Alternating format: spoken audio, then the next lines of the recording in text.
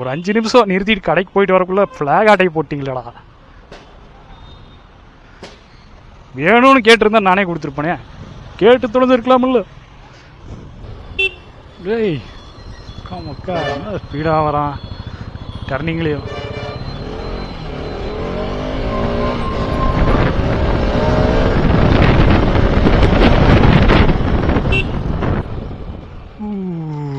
இத்தனை ஸ்பீடாக போகும்போது லிஃப்ட் கேட்டா எவ்வளோ ಬೇಕಣ್ಣ?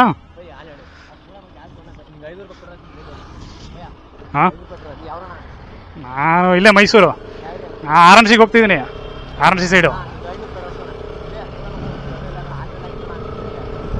ಪೆಟ್ರೋಲ್ ಏನು ಬೇಡ. ಇನ್ನೊಂದ್ಸತಿ ಸಿಗಲ್ಲ, ಟೈಮ್ ಆಯ್ತು ಸ್ವಲ್ಪ. ಇಲ್ಲ ಟೈಮ್ ಆಯ್ತು, ಪರವಾಗಿಲ್ಲ ಇನ್ನೊಂದ್ಸತಿ. ನಿಮ್ಮ ಹೆಸರು?